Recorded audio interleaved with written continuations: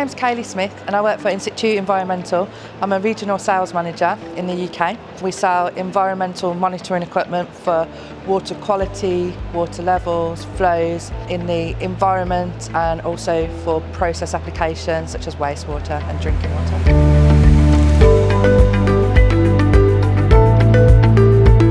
2021, a piece of legislation was released called the Environment Act, and part of that is Section 82, which means that up and downstream of any asset, so a combined sewer overflow or wastewater treatment works, our water utilities need to monitor for specific parameters to ensure that during any rainfall events or outside of any rainfall events, they're not spilling into the watercourses. So the parameters that they have to monitor are pH, turbidity, temperature, dissolved oxygen and ammonia.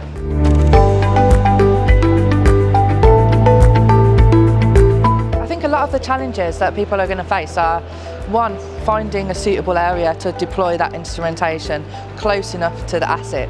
The water utilities don't own a lot of the land around there, so just having permission to do that, finding the right level of instrumentation that's going to last out there in the environment, that's a challenge. And also just how you're turning that data into informed decisions.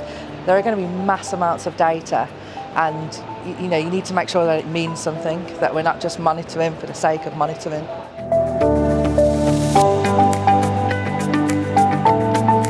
That's the big question at the moment, and it's a difficult one because all of the applications are quite unique. It's quite a unique problem that we have. Not many places around the world have this combined sewer system. Section 82 is really the start of it. That's just the monitoring for it.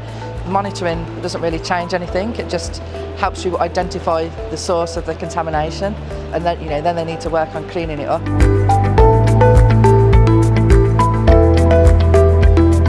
I think that needs to be reassessed, to be honest. There needs to be more flexibility in there, and I think they also need to look at the parameters that they're looking to measure, because conductivity has been missed off, although it's kind of recommended, but that's a really good indication if you've had a spill, especially from wastewater.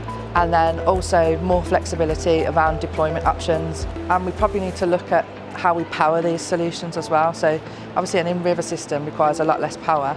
Kiosk requires solar panels. Solar panels don't do particularly great in the UK, especially if you're sending data every hour. I think more consultation with the industry is needed, because only I would say a couple of people within the industry were really consulted in terms of equipment manufacturers.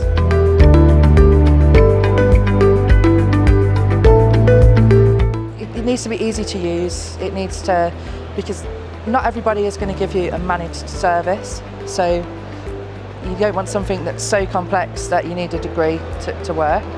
Two, it's finding the right location to deploy the sun so that the data is meaningful, because if you're just putting it at the bottom of a riverbed and it's going to get covered in silt, it's really not going to tell you anything other than that it's sat in silt. So it's having people deploy them and manage them that really know what they're doing. Cost is going to come into it. It can't be hundreds of thousands of pounds for each deployment, which at the moment the recommendations kind of indicate that's what the costs could be.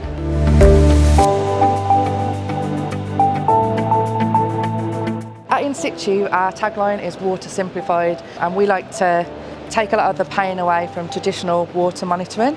All of our products are operated using a mobile phone app, so you don't need any expensive, complicated handhelds. You can just use your phone. This is one of our flagship instruments. It's the Aquatrol 800. So this is the products that we're recommending for Section 82 monitoring. One of the unique things about us is that all of our sensors interconnect. So if you've got an in-river deployment, it really prevents a lot of the fouling that you might get in between sensors, and all of our sensor faces are wipeable. All of our products are designed to seamlessly integrate into other solutions such as data loggers and telemetry systems, even though we do have our own telemetry system. It's got native communications for SDI12, Modbus and Bluetooth, so we truly believe we're the right partner to work with for Section 82 monitoring.